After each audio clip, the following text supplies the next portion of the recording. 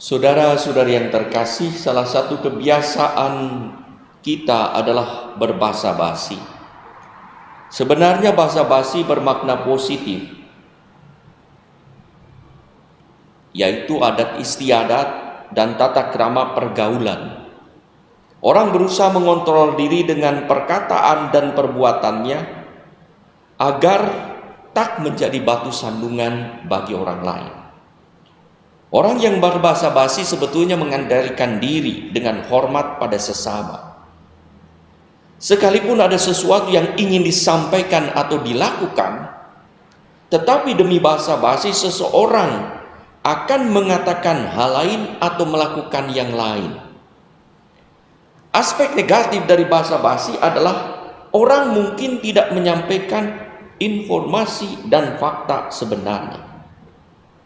Demi sopan santun dan terjaganya relasi, kita bisa mengorbankan kebenaran dan kebaikan. Pertentangan dan perselisihan antar kerabat dan sahabat biasanya terjadi karena egoisme, dan biasanya di situ tidak ada bahasa basi. Karena orang merasa emosi, dikuasai oleh emosi. Bahasa basi orang yang dikuasai, yang masih mampu mengontrol dengan pikiran.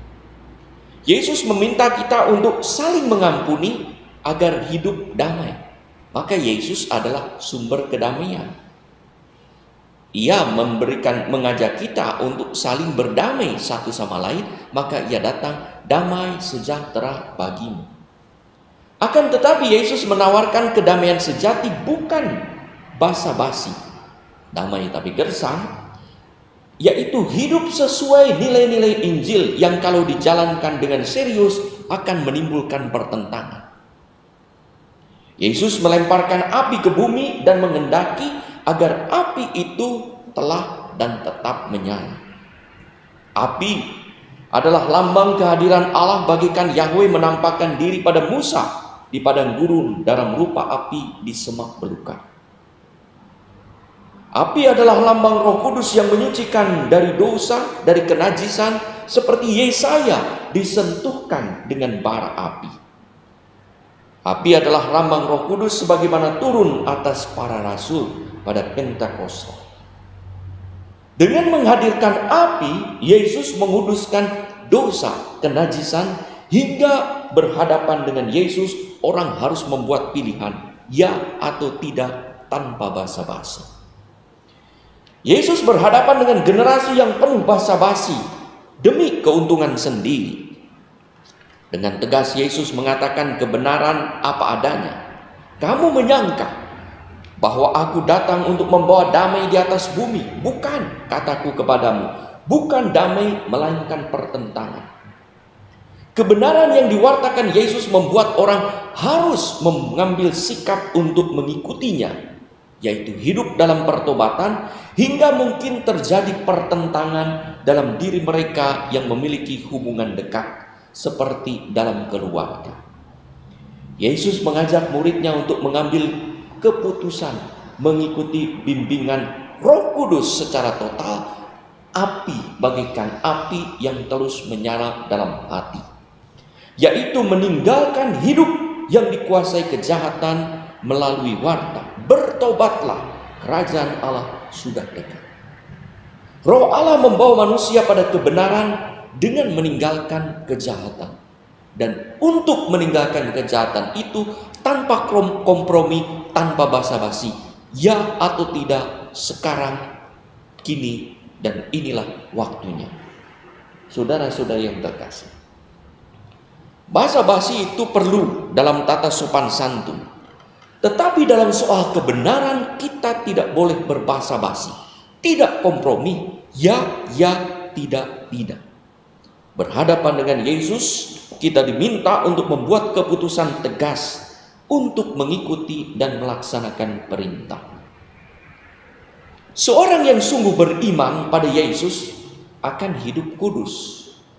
Seorang yang kudus akan memiliki komitmen moral dan spiritual.